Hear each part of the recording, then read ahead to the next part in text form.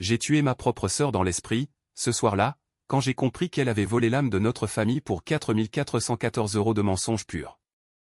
Ma fille, à peine 14 ans, m'a sauvé d'un abîme financier qui aurait englouti notre maison, notre histoire, notre dignité, et elle l'a fait avec une rage froide qui m'a terrifié plus que le piège lui-même. Et le pire? J'ai failli pardonner, parce que le sang est plus épais que l'argent, jusqu'à ce que je réalise que le sang peut aussi être le poison le plus lent. C'était un mardi d'octobre, à Paris, sous un ciel d'un bleu insolent qui moquait les tourments des mortels. Notre appartement du Marais, avec ses poutres apparentes et ses fenêtres qui donnaient sur la Seine comme un tableau vivant, respirait encore l'illusion d'une vie bourgeoise solide. J'étais là, assis à mon bureau encombré de factures et de croquis d'architecture, mon métier, ma passion, celle qui payait les factures depuis que Claire, ma femme, nous avait quittés 5 ans plus tôt pour un galeriste aux airs de poète maudit. Les enfants, Louise et Théo, étaient ma bouée, ma raison de ne pas sombrer. Louise, surtout, avec ses yeux verts hérités de sa mère et une intelligence qui coupait comme un scalpel.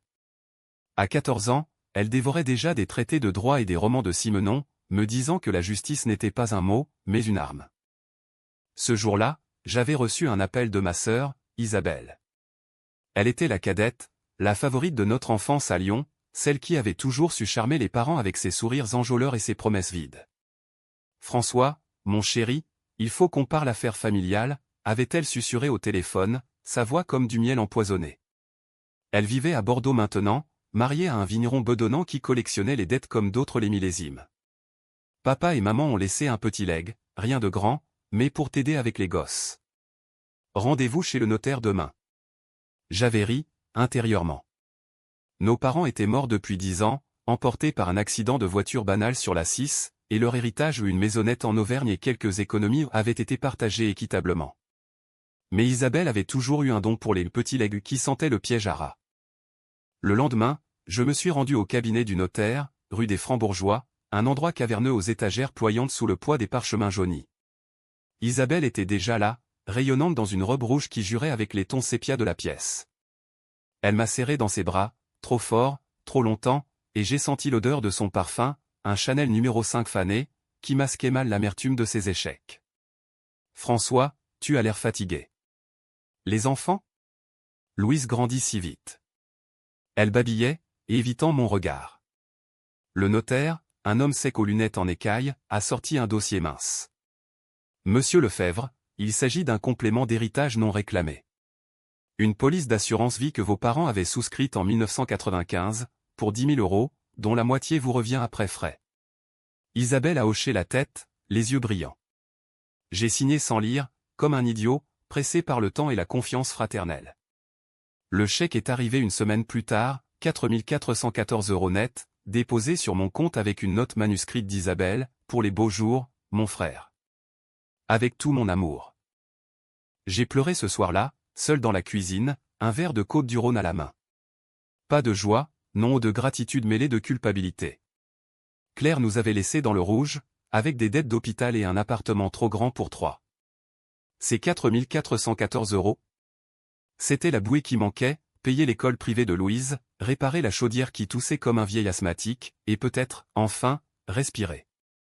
J'ai embrassé mes enfants ce soir-là avec une ferveur inhabituelle, leur racontant des histoires de nos grands-parents lyonnais, ces canuts têtus qui avaient filé la soie jusqu'à l'os de leurs doigts.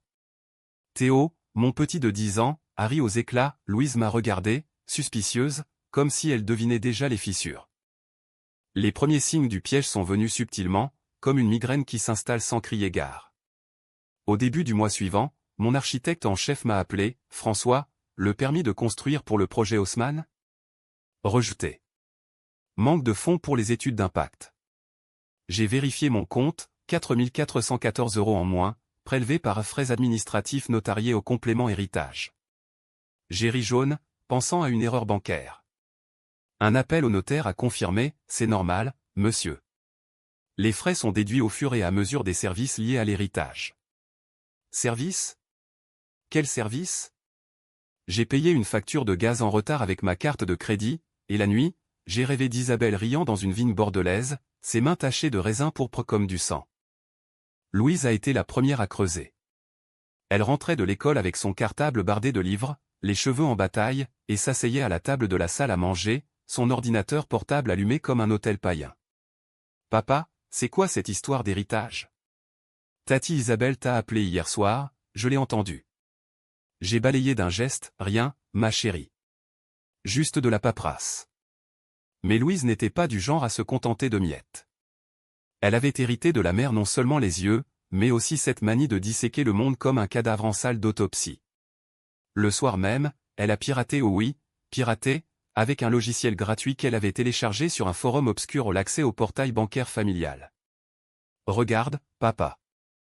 C'est 4 414 €. Il n'existe pas. C'est un prêt déguisé, souscrit à ton nom par Tati Isabelle via une procuration falsifiée datant de l'enterrement des grands-parents. Le monde s'est arrêté.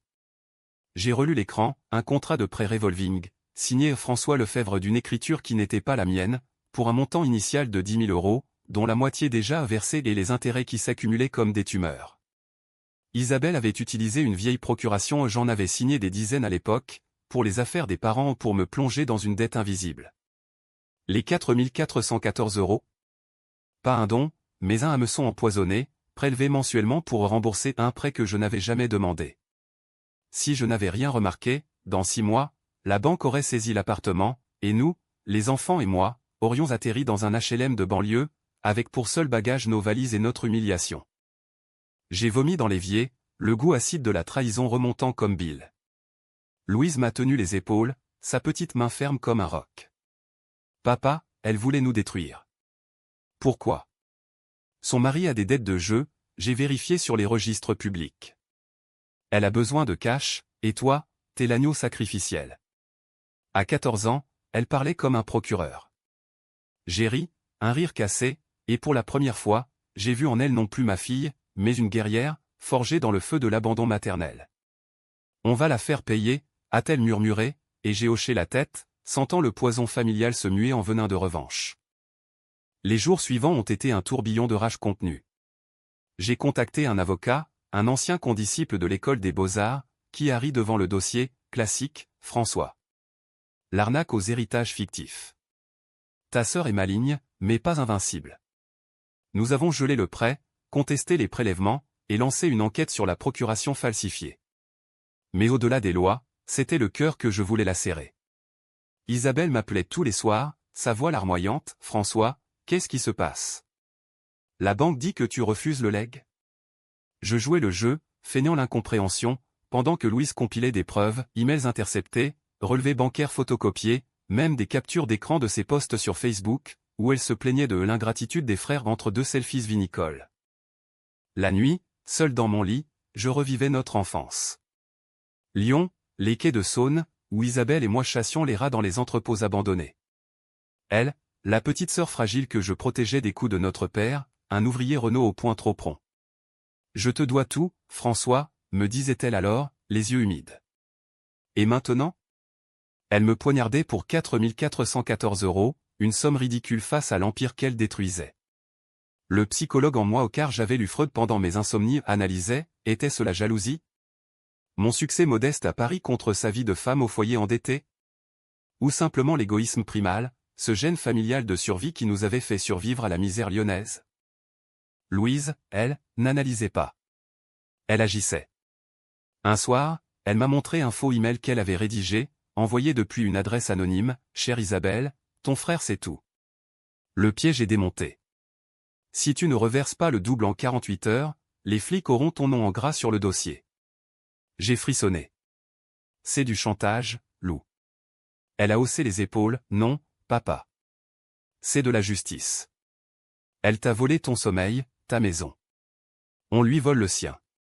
Et pour la première fois, j'ai vu le reflet de ma propre noirceur en elle, cette limite que la douleur pousse jusqu'à l'abîme. Le lendemain, Isabelle a craqué. Son appel est arrivé à 7 heures du matin, alors que le soleil se levait sur les toisinques du Marais comme un accusateur muet. François. Qu'est-ce que c'est que ce message? Tu me menaces, moi, ta sœur? Sa voix tremblait, un mélange de fureur et de peur qui m'a donné un frisson de pouvoir inédit. J'ai mis le haut-parleur, Louise assise en face de moi, un bol de chocolat chaud fumant entre ses mains, comme une prêtresse attendant le sacrifice. Menace? Non, Isabelle. Juste la vérité. Tu as falsifié ma signature, détourner un héritage qui n'existe pas, et maintenant, tu me saignes pour tes dettes de vin et de poker. 4 414 € par mois.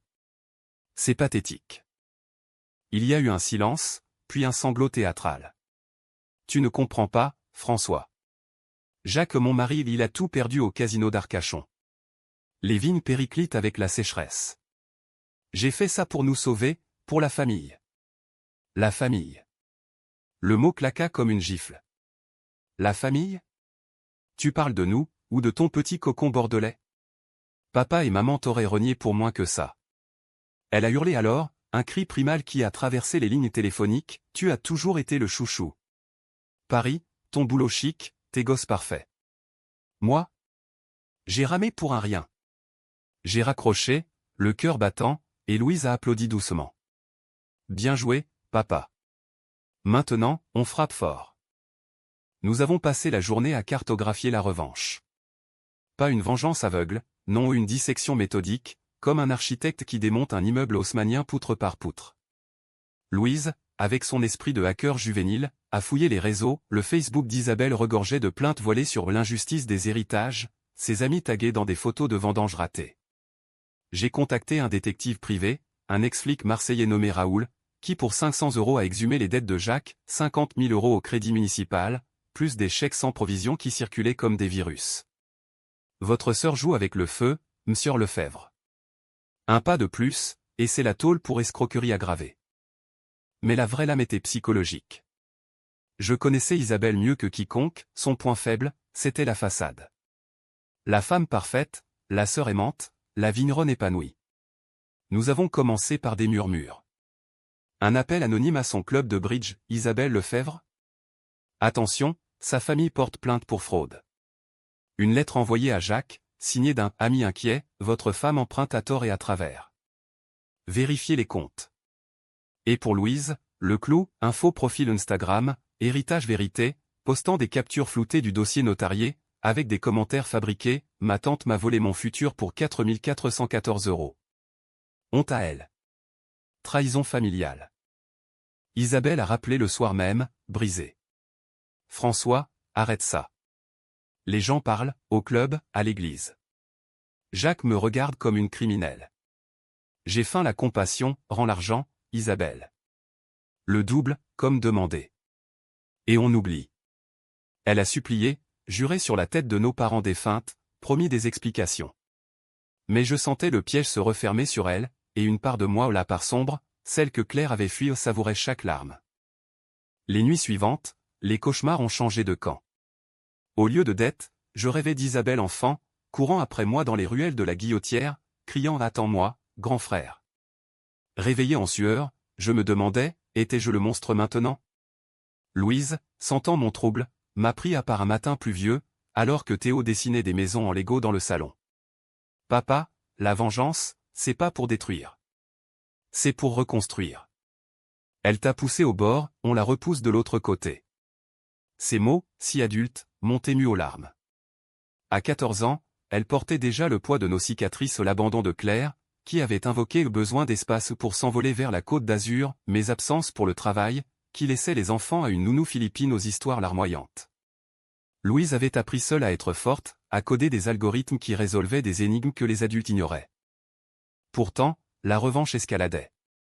Raoul, le détective, a découvert un détail croustillant, Isabelle avait une liaison avec le notaire bordelais qui avait co-rédigé le faux contrat. Des photos floues, prises dans un café ensoleillé, elle riant à ses blagues, sa main sur la sienne. Léger chantage en bonus, a proposé Raoul d'une voix rocailleuse. J'ai hésité, mais Louise a tranché, envoie-les à Jacques. Anonyme, bien sûr. Le lendemain, le chaos, Jacques a appelé Isabelle en pleurs, menaçant de divorce. Elle m'a bombardé de SMS, c'est toi?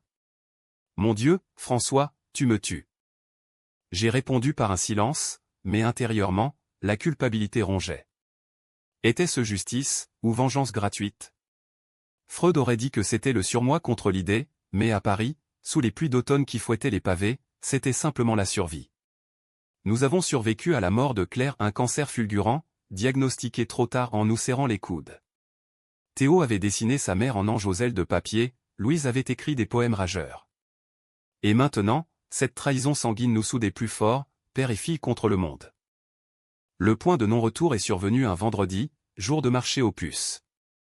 J'avais emmené les enfants respirer l'air du boulevard Voltaire, espérant noyer nos démons dans l'odeur de vieux livrets de crêpes chaudes.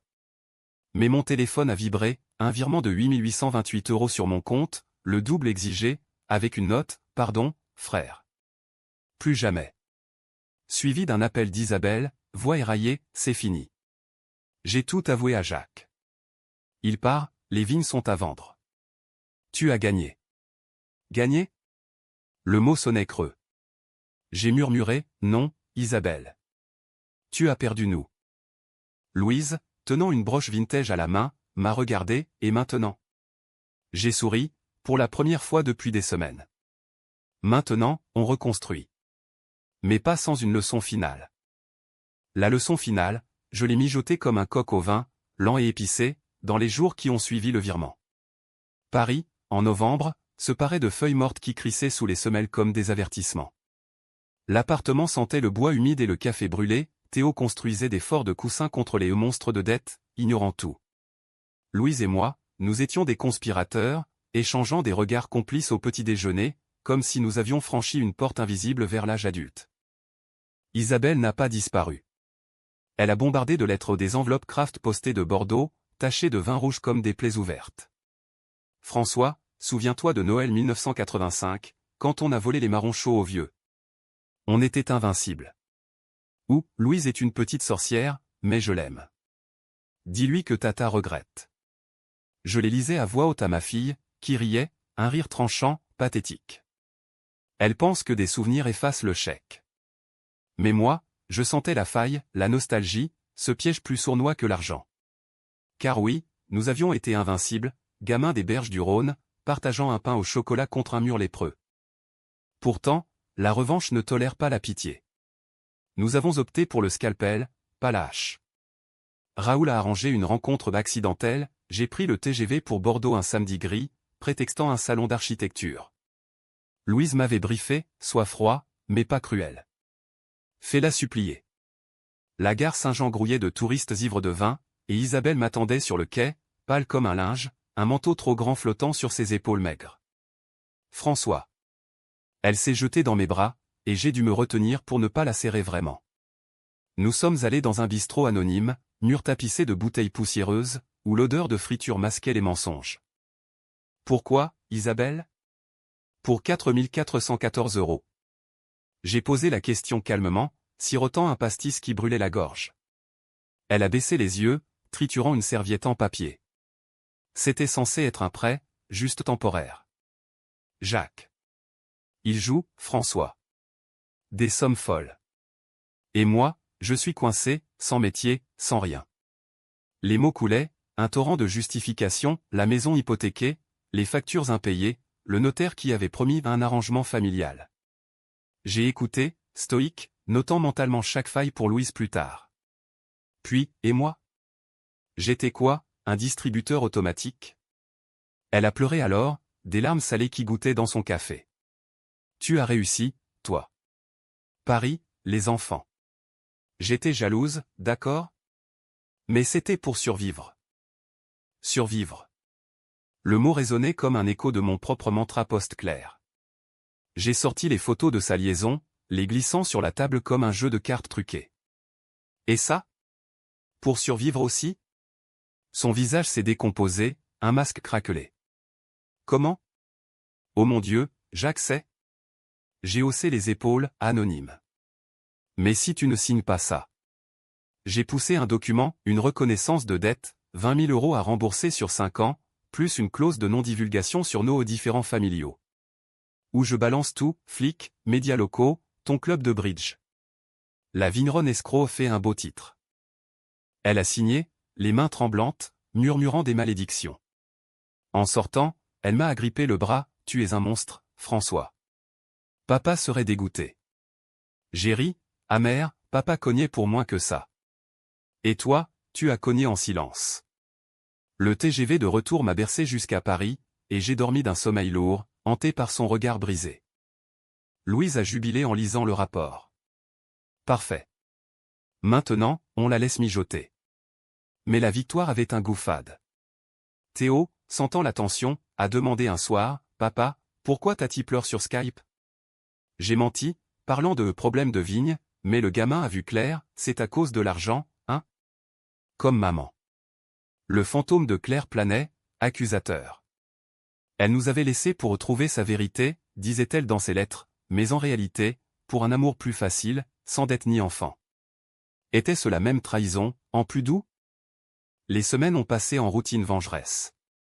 J'ai investi les 8828 € sagement, un fonds pour l'école de Louise, une réparation de la chaudière qui a transformé notre appartement en cocon chaud.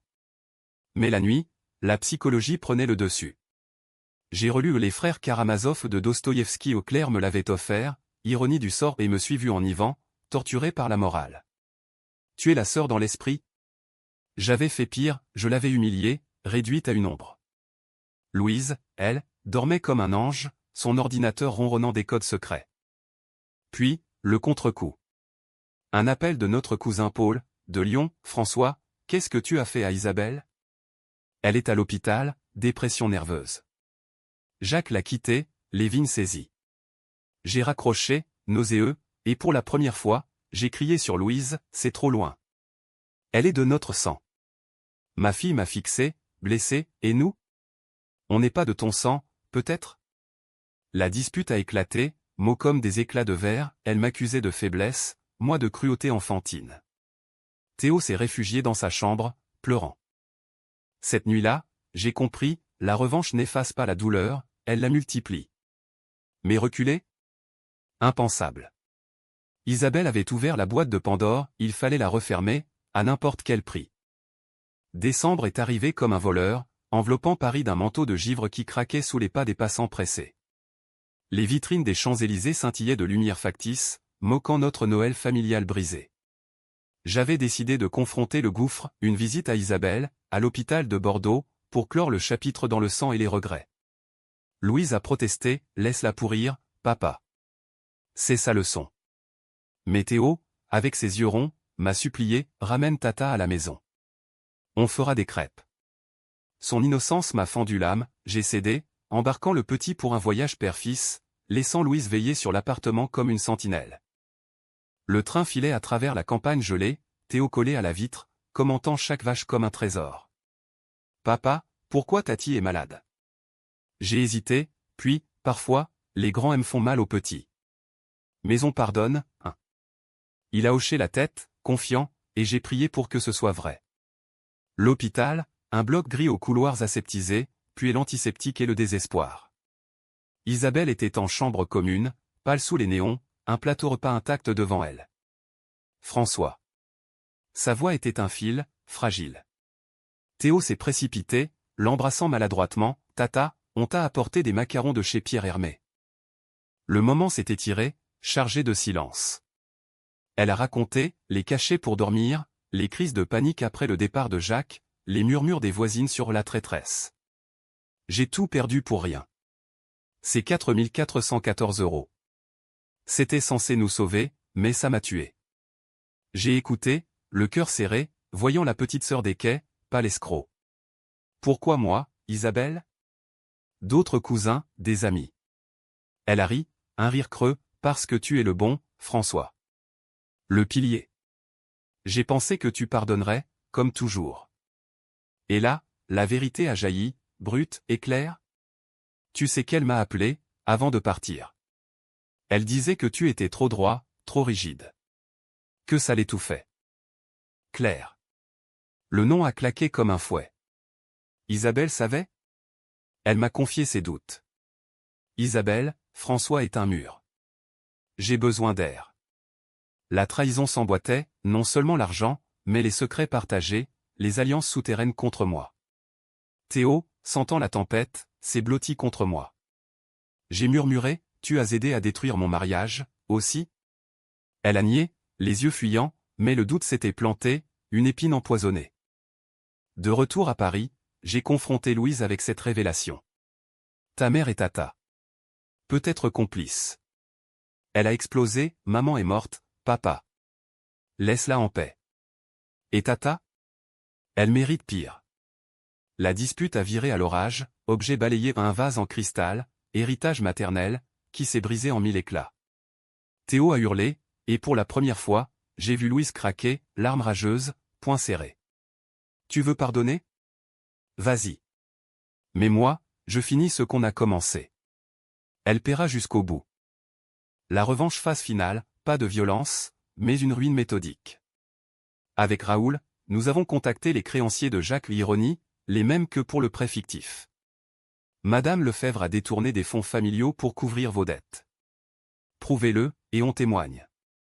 Les huissiers ont débarqué à Bordeaux, saisi des vignes, gel des comptes. Isabelle m'a appelé, hystérique, c'est toi? Les vignes de papa, tu les vends à des Chinois.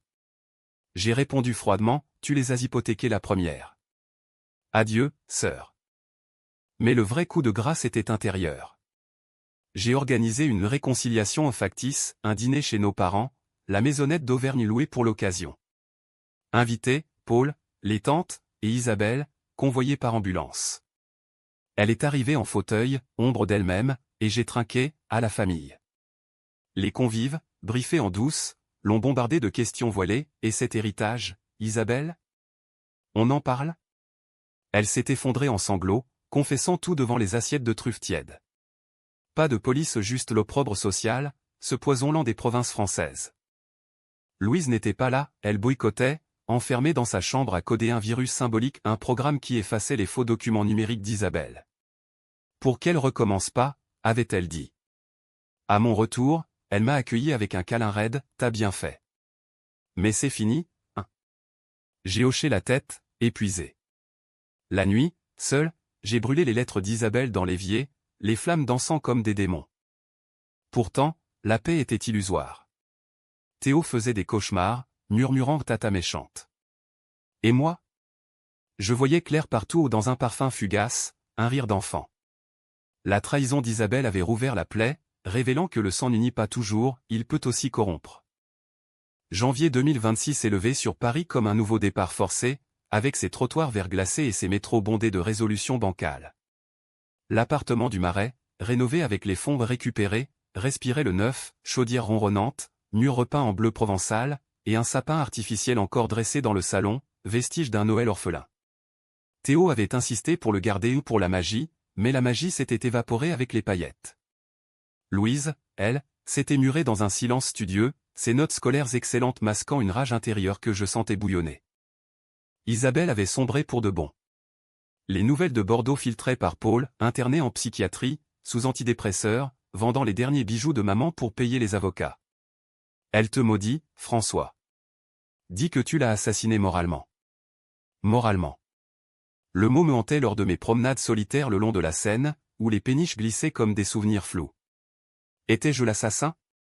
Ou la victime vengée? Mon thérapeute, un juif ashkénaze nommé Cohen, avec un accent chantant en penchait pour le second, la famille, c'est un contrat, pas un serment éternel. Vous avez défendu le vôtre. Mais la défense avait un coût.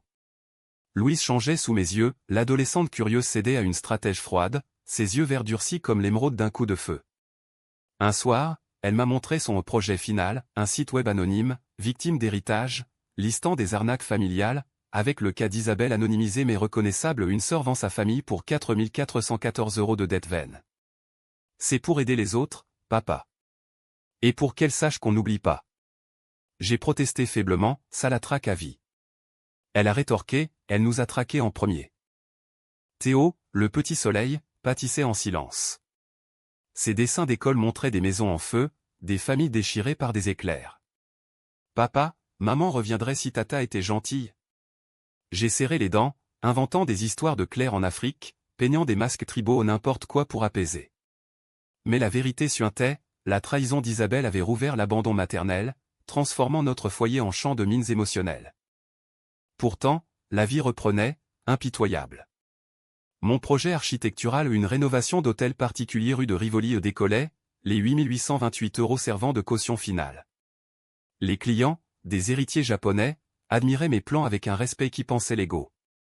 Monsieur Lefebvre, vous capturez l'âme de Paris, disait-il. L'âme. Avais-je capturé la mienne?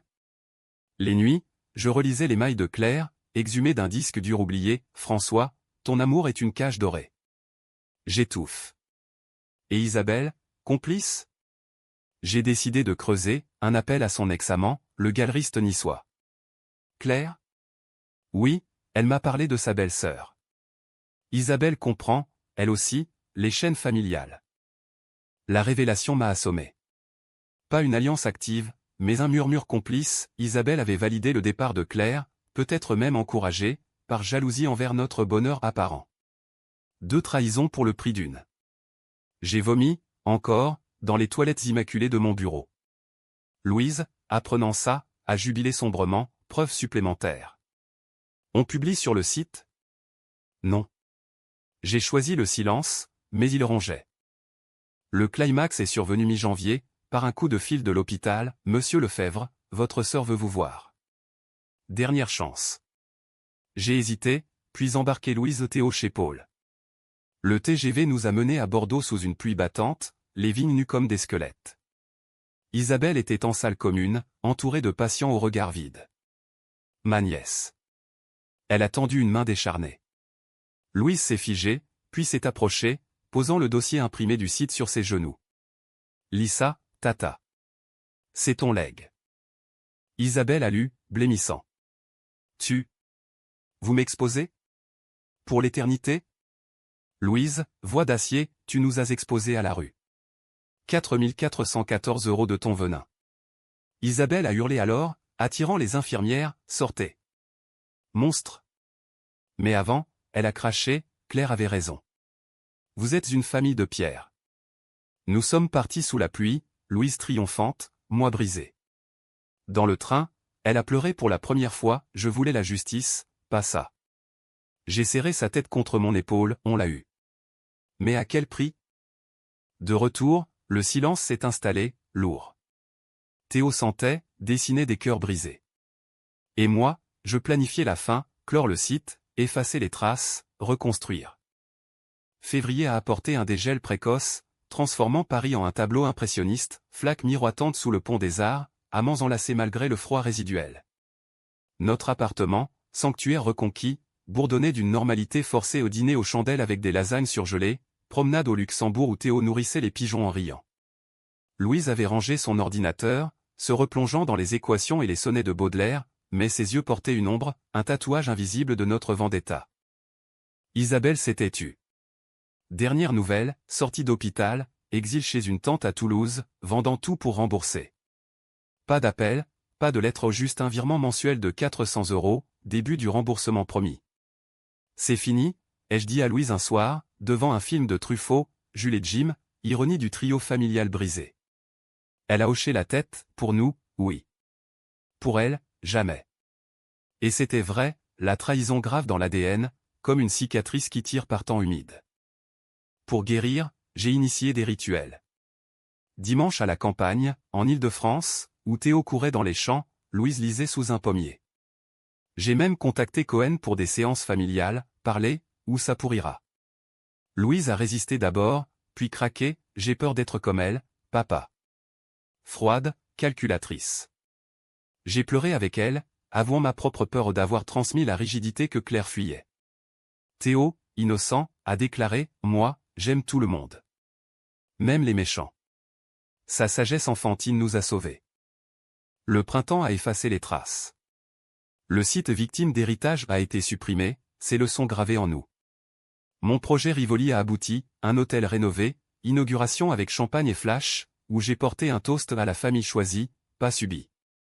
Isabelle? Une carte postale de Toulouse, neutre, soigne-toi, François. Je m'exile. Pas de pardon, mais une trêve. 1 an plus tard, presque jour pour jour, Louise m'a montré un nouveau code, un algorithme anti-fraude bancaire, inspiré de notre cauchemar. Pour les autres, papa. Pas pour la vengeance. J'ai souri, fier, ma fille, forgée dans le feu, mais tournée vers la lumière. Théo grandissait, curieux du monde, moi, je datais timidement, une libraire au rire franc. La trahison des 4 414 €. Elle nous avait presque tués, mais nous avait ressuscités au plus fort, plus vrai. Le sang est épais, oui, mais l'amour, quand il est choisi, est indestructible. Et dans les rues de Paris, sous un ciel enfin bleu, nous marchions, libres.